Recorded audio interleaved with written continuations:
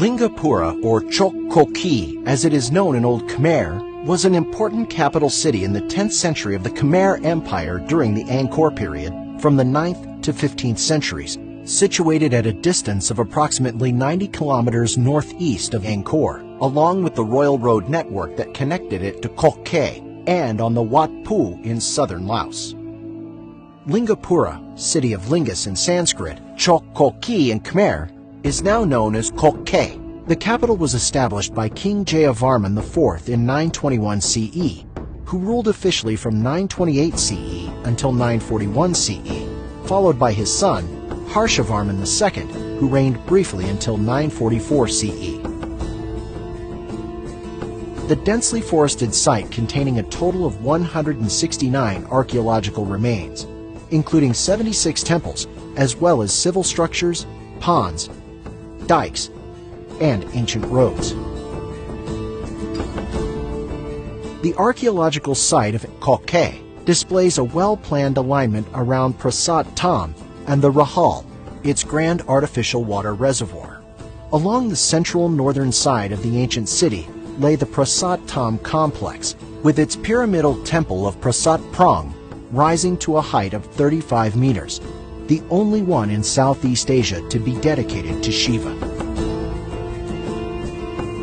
Prasat Bantier Pir Chowan, dedicated to Brahma, is located to the southeast, and Prasat Chen to Vishnu is in the southwest. All these aspects reveal adherence to Trimurti, the Hindu Trinity.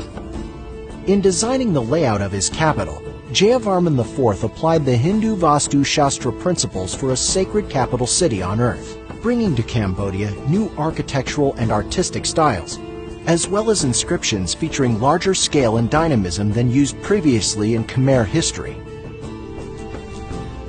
The best examples are the dancing Shiva, with a presumed height of 6 meters at Prasat Kraham, the recently discovered ensembles at Prasat Chen depicting scenes of the Mahabharata, the last fight in the battle of Kurukshetra between Bhima and Duryodhana, and the Ramayana, the fight between Balin and Sugriva. Its iconography is unique and therefore has been designated as the Kok Kay style.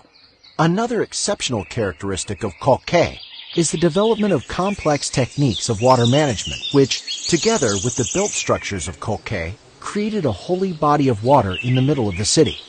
The Rahal was formed through the collection of sacred water flowing from satellite temples around it that were integrated these temples into a homogeneous, sacred landscape.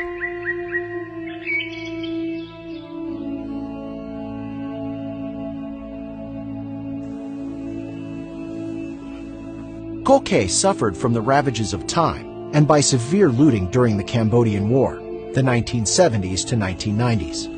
The area became isolated and was highly vulnerable to looting, as well as damage from weathering and encroachment of vegetation, causing degradation of the monuments and, in some cases, their entire collapse. The protection of the site is secured by the Cambodian government. The National Authority for Preah Vihear has been making efforts to preserve its value and authenticity as an outstanding historical monument.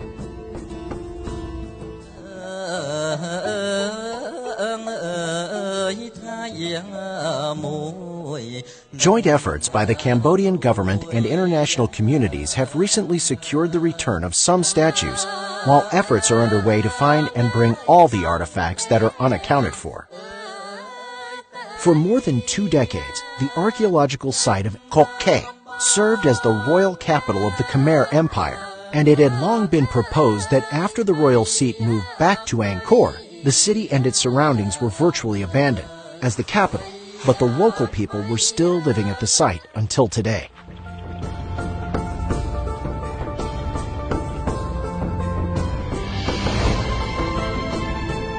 Kok Kay is a living heritage site that covers 8,789.43 hectares and 259 households, with 816 people living within the buffer zone of the site.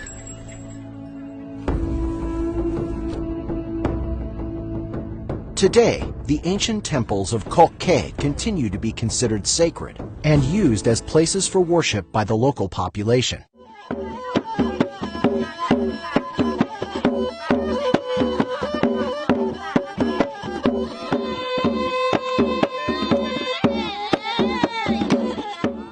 Every year, local villages worship the spirit related to Niang Tun Satra and the White Elephant King, performing rituals nearby the foot of his tomb. Stunning temples and water features in a majestic natural setting, as well as the continuing religious and agricultural practices of its local communities, illustrate the potential value of the archaeological site of Kok Kae.